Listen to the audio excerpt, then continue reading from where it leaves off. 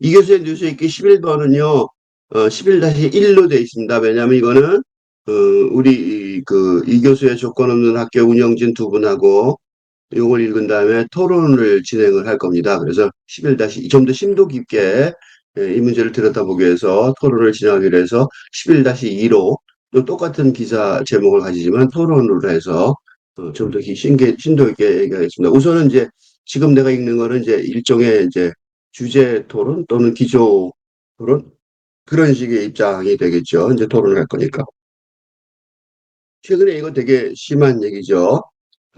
서희 초등학교에 스스로 목숨을 끊은 2000년생 여교사 이 문제 때문에 이게 남 얘기가 아니다. 응? 이 남 얘기가 아니고 이런 경험을 한 교사들이 뭐 99%가 된다. 뭐 그런 식으로 얘기가 나올 정도가 돼서 이거 아주 근본적인 문제다.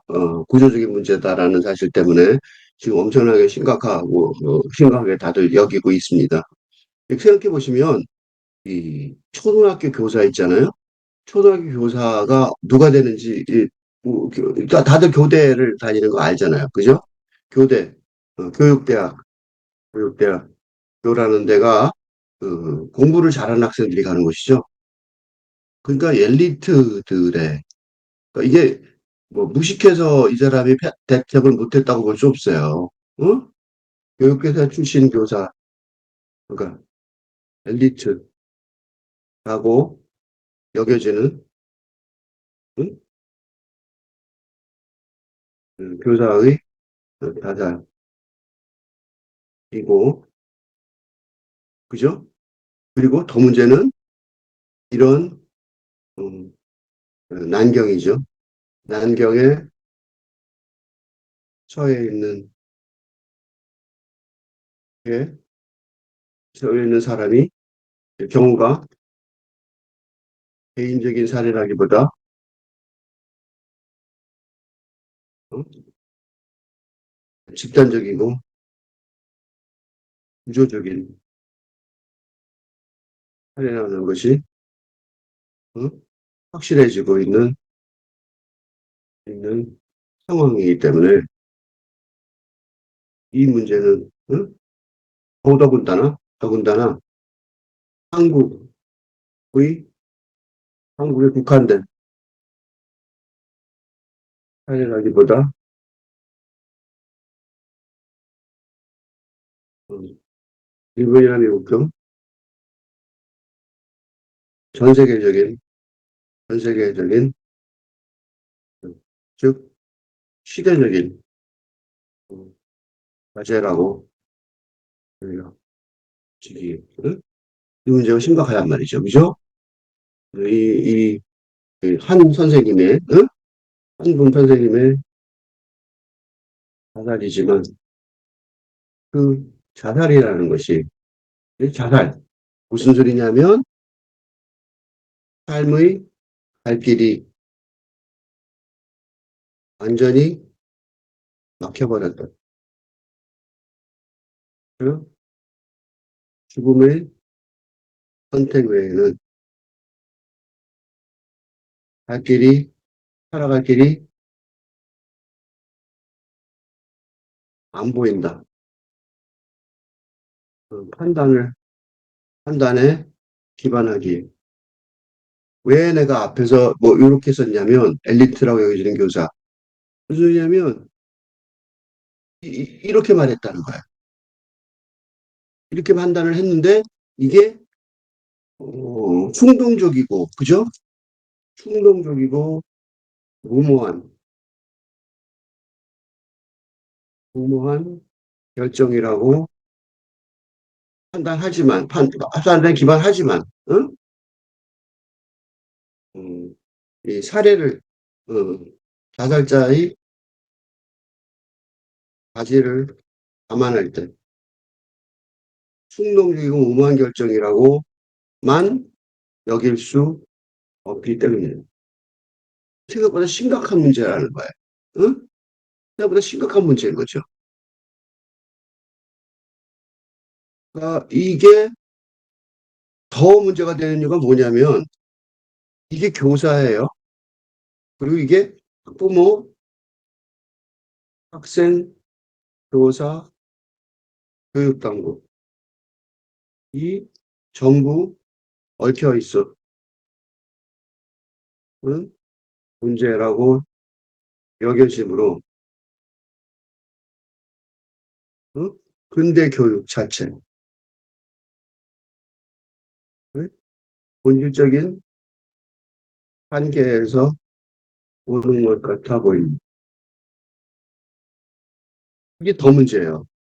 그러니까 그냥 어떻게 해결해봐 라고 할 수 있는 게 아닌 것 같단 말이죠. 그죠? 그러니까 근대 교육 자체에 본질적인 한계가 있는 것 같다. 그래서 그런 관점에서 이 기사를 좀 읽기를 바래서 내가 앞부분에 길게 이런 얘기를 했습니다. 선생님이 아동학대범이 됐다 이렇게 쉽게 썼지만 기사가 선정적으로 썼지만 선생님이 일부러 그렇게 된 건 아닌 것 같죠? 그죠? 그러니까 학생 보기 무서워가 되는 거죠. 그래서 이걸 보고 내가 아까 난경이라고 그랬다고. 이 난경은 언제 쓰냐면, 난경은 언제 쓰냐면, 근대적인 이념이, 그지? 그러니까 근대 이데올로기 자체의 난경. 그러니까 난처한 경제. 앞으로도 뒤로도 할 수 없는 난처한 경제.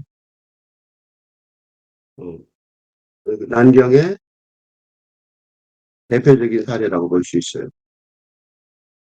그 근대 자체가 지금 문제가 되는 거죠. 우리가 지금 알고 있던 근대 이데올로기 자체가 문제가 되는 거예요. 이거 얼마나 심각한 문제냐면 근대 이데올로기 자체라는 게 뭐냐면 교육만 있는 게 아니죠. 교육만 있는 게 뭐가 있어요. 이걸 좀 여기다 좀 더 심하게 보여드리면 근대 교육의 문제예요. 근대 교육이 있는데 근대 핵가족이 있죠. 핵가족만 문제예요. 근대 국가가 있죠. 등 우리의 삶의 기반 지금까지 이나 관습, 습관, 관습. 이 자체가 관습이라고 할 수 있죠. 도덕, 뭐 어쩌고. 그 모두가 다 문제인 거예요. 삶이, 이건 무슨 소리냐면, 이게 왜 심각한 그 신문에 떼고 계속 모든 사람이 얘기하냐면, 지금까지의 삶이 송두리째 무너져, 무너져 내일 것이고, 그렇다고 해서 앞으로 어떻게 살아가야 할지, 그것도 알 수 없을 것이다. 이런 예감을 들게 만드는 거죠. 이 문제가 그냥 이 교사가 그렇게 자살을 했다. 이게 그냥 단순한 문제가 아니라 어마어마한 질문을 하고 있는 것으로 여겨져요. 그런 관점에서 읽어보겠습니다. 그래서 내가 먼저 죽었을 수 있었는데 라는 말이 나와요. 그러니까 파주시 초등학교 교사인데 이분은 43살이에요. 43살인데 깊은 한숨을 쉬었다. 이분이 왜 한숨을 쉬었는지 알 수 있어요. 왜냐하면 자기도 A 교사는 학부모의 갑질이 있을 것이라고 단정한 거야. 응? 극단적인 선택을 한 이유가 자기도 담임으로 지도했던 학생의 학부모로부터 지난 9월 아동학대, 정서학대 혐의로 고소를 당한 경험 때문인 거죠. 자세한 내용은 보면 뭐 어쩌고저쩌고 어깨를 잡고 단호하게 반성문을 써야 한다고 말했다는 이유, 그거 이유로 목이 졸렸다는 학생이 진술이 되고 사형법원으로 넘겨지고 근데 그래서 그 조사가 진행되는 동안 마음에 생겼고 뭐 골자가 빠졌네요. 두 아이의 아빠임에도 자녀를 등지고 극단적으로 생각했지만 자살이 실패했다는 거죠. 내 결백을 증명하려면 어, 죽음밖에 없다고 생각했더니 이 사람 43살이고 아이도 둘이나 있는데 그래서 이제 학생이 보기가 무섭다 그랬어. 내가 여기서 놀란 거는 여기서 진짜로 놀란 건 이게 아니에요. 이거 보세요. 요 말이 문제예요. 요 말이. 이거 진짜로 내가 이걸 정말 생각해 봐야겠구나 그랬어요. 이거 자세히 보세요. 내 방법이 정답은 아니었을 것이다.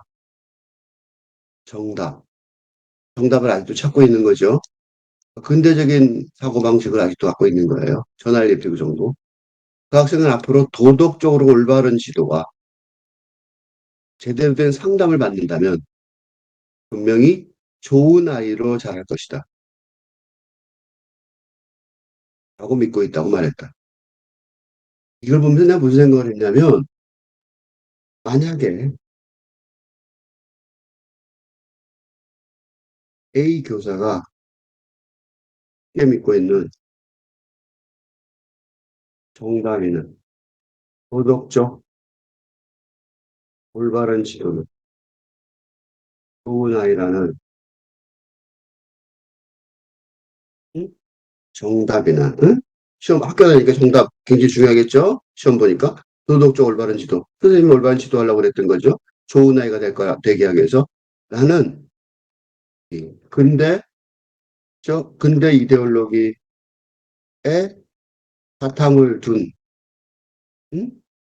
개념 자체가 다 무의미하다는 것을 언젠가 확실히 알게 된다는 거예요. 지금 겪고 있는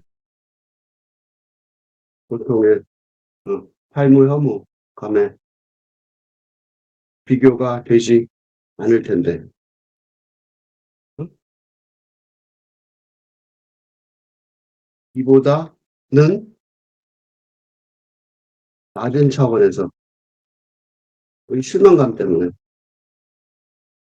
자살을 시도했었는데 했었다는 거를 정말 생각하면 응? 이 A 현상처럼 따뜻한 마음을 가진 이유 때문에 삶이 풍돌이째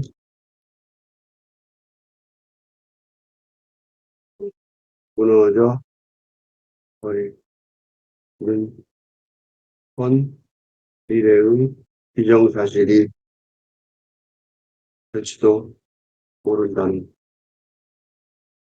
아주 무서운 예감을 하지 않을 수. 이게 문제예요. 응? 지금 그러면서도 불구하고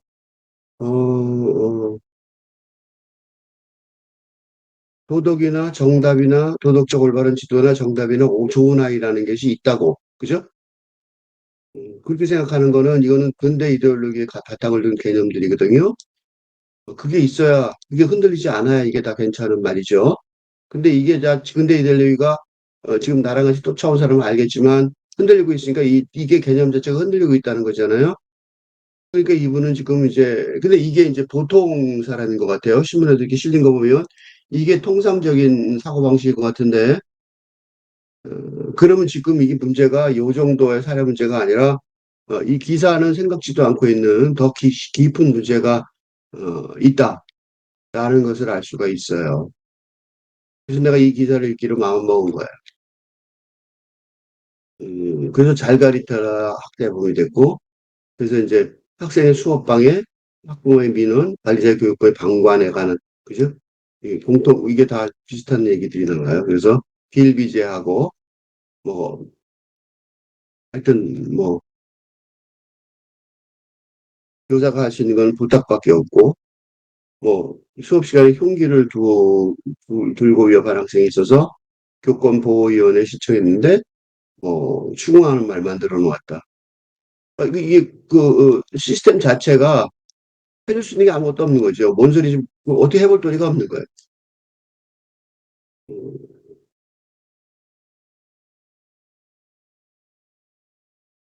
그래서 이게 교원단체 총연합회 교권본부장, 그러니까 교사들 지키는 사람이죠. 교사들의 권리를 지키는 사람들도 기껏 한된 소리가 내가 유일할 수 할 수 있는 건 부탁하는 것뿐이 없다는 거예요. 이게 말이 되냐고. 이게 지금 교육의 현실이라는 거죠. 무대책, 가망이 없다라고 얘기하는 거예요. 근데 이게 우리나라만 그렇지 않은 것 같다. 해외도 그래요. 학생의 노터치 팩이 때리지 마라, 건들지 마라였어요.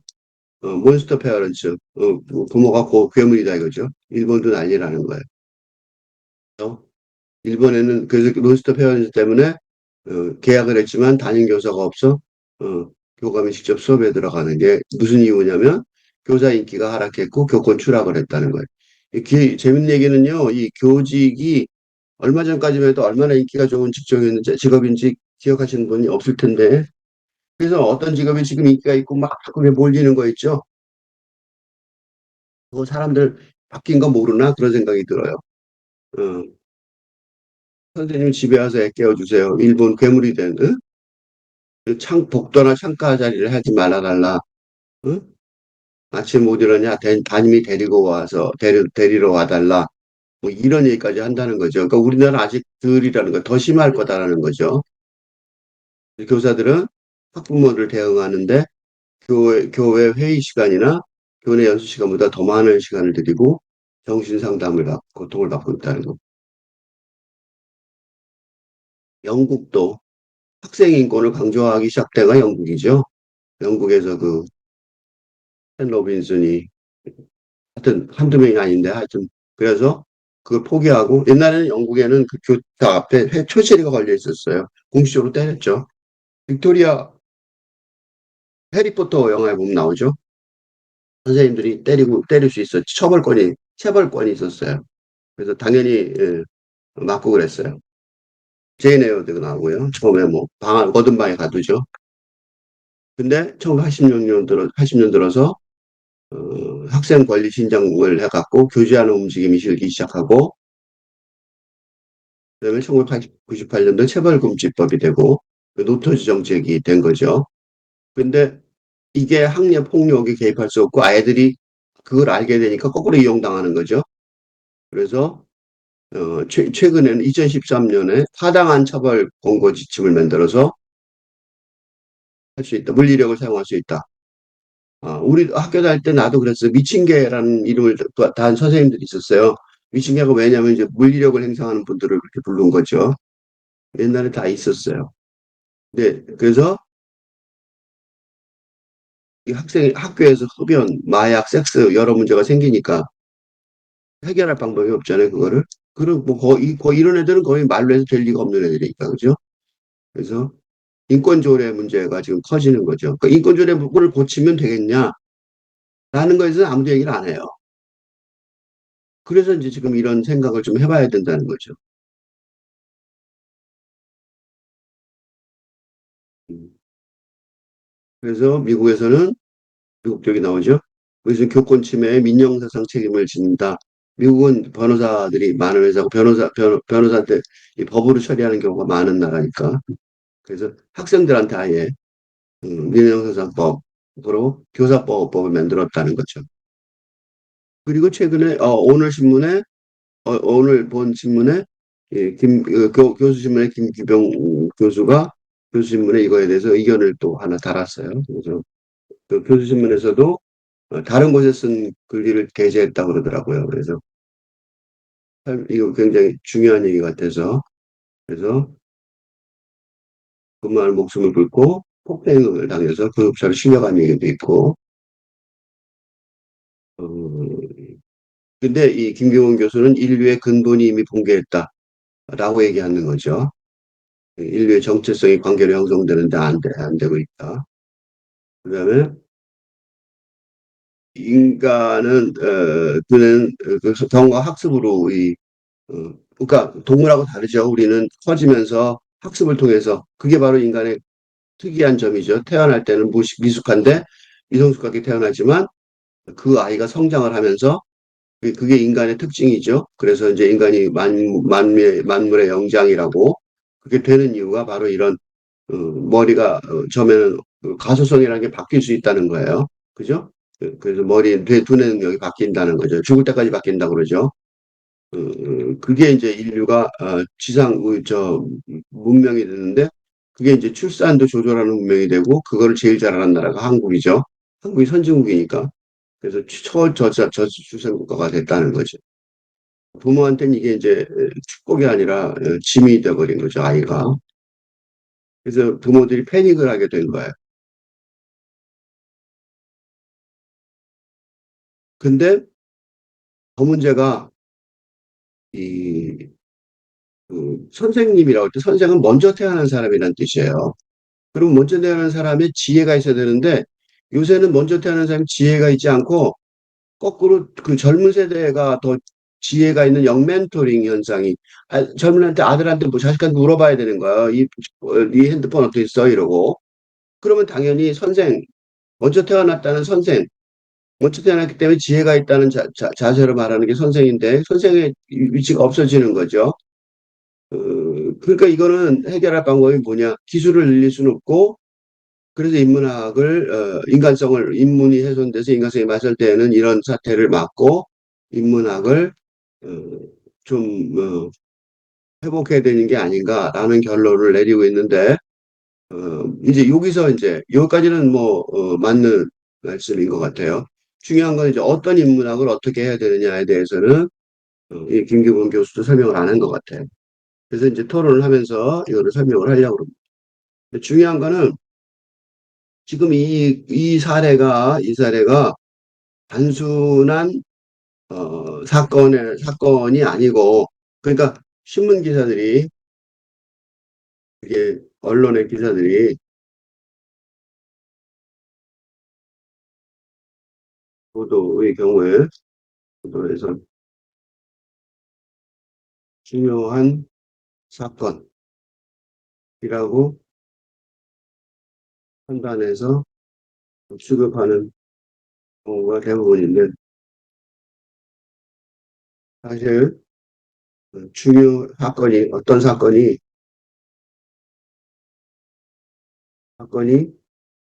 중요해지는 이유는 그것이 사건이 아니라 사태, 하나의 사건, 하나의 음, 사람이나 상황이 관련되는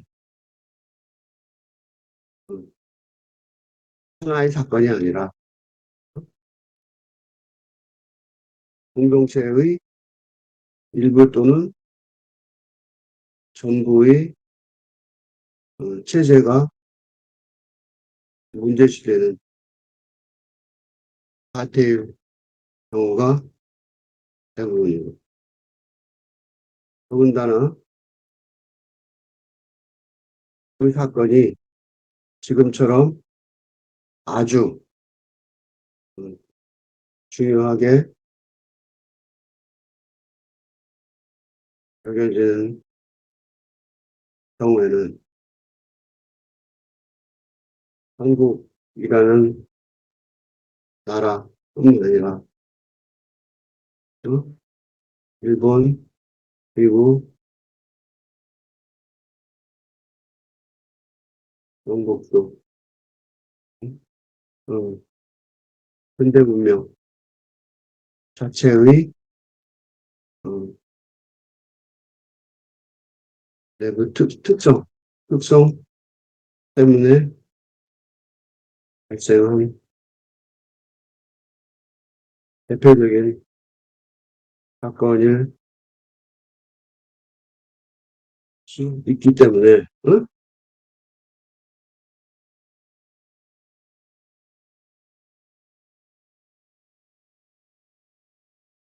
지금 이번 사건의 기사처럼 응?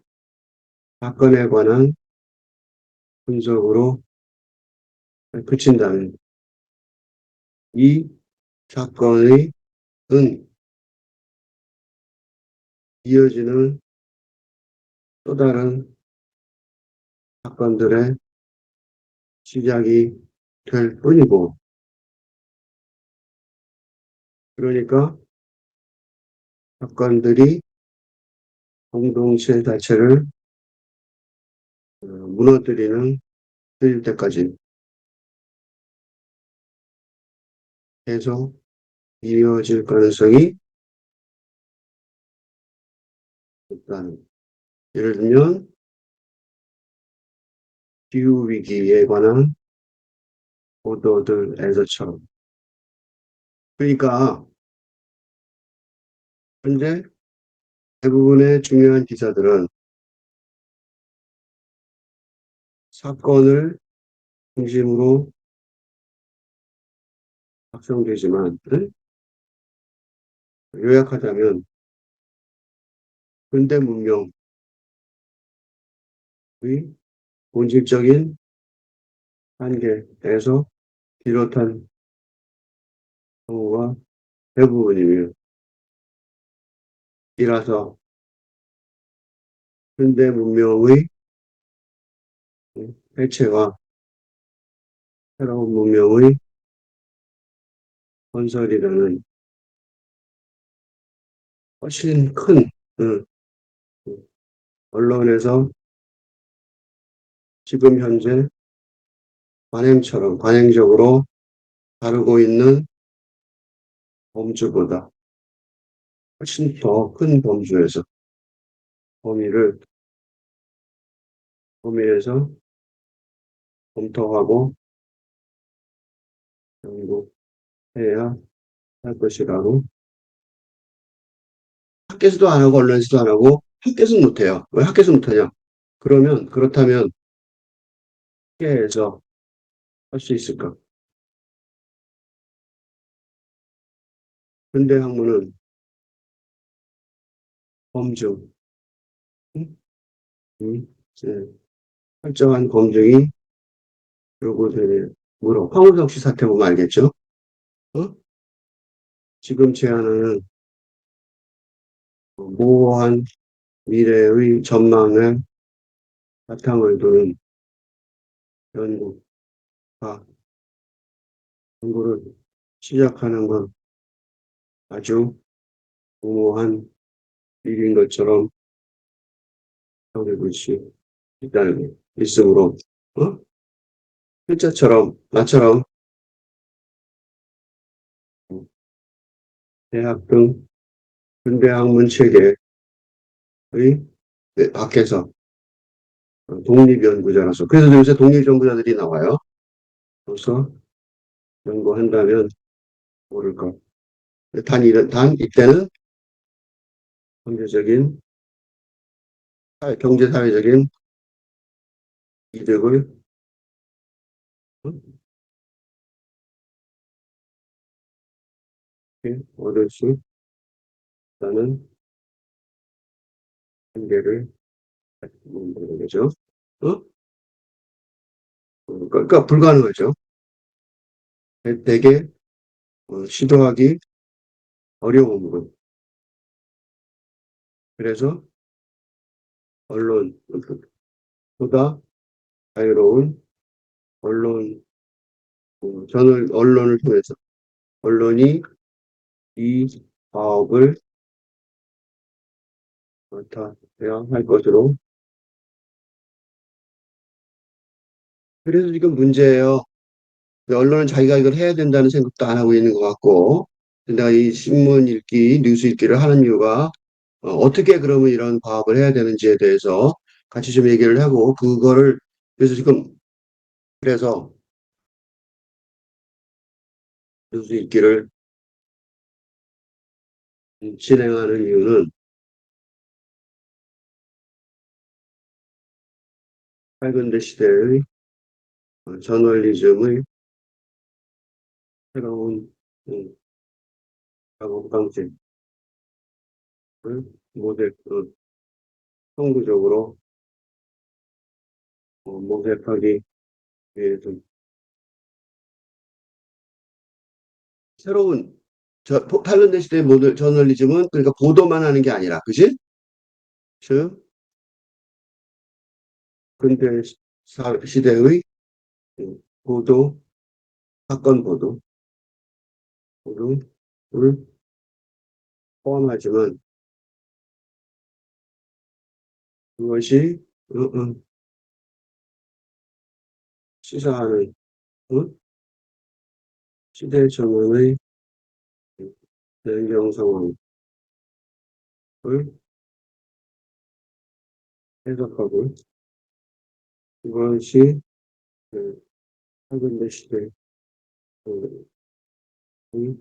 전환에서 어떤 의미를 띠는지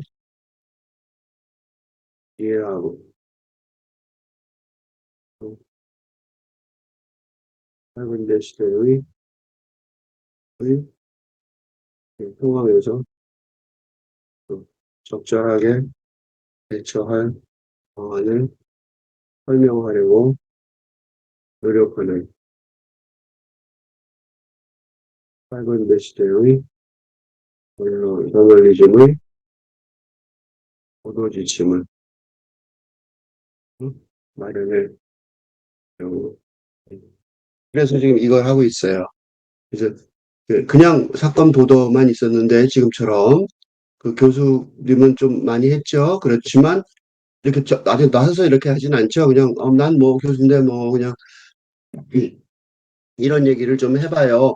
이 정도로 하고 말았죠. 근데 그러지 말고 어, 이 시대, 지금 시대에 이렇게 곤란 상황이 어떤지 해석하고 그다음에 그게 무슨 의미인지 이해하고 그다음에 그 대처 방안을 설명하려고 하는 이런 거가 다 이어지는 탈근대 시대 저널리즘의 보도 지침. 이게 최근에 내가 한번 어디서 얘기를 했는데 여기서 뉴욕타임즈의 스포츠 부분을 다른 지방신문의 기자들이 기자팀들이 그 외주를 받았다고 그러는데 그게 바로 이거예요. 스포츠 부분에서 바로 이걸 했다고 여겨져요. 그래서 언제가 기회가 나면 뉴욕타임즈의 스포츠 부분을 분석을 해서 과연 이렇게 하고 있는지 그 모델이 하나 있을 것 같아요. 그래서 거기 찾아보려고 합니다.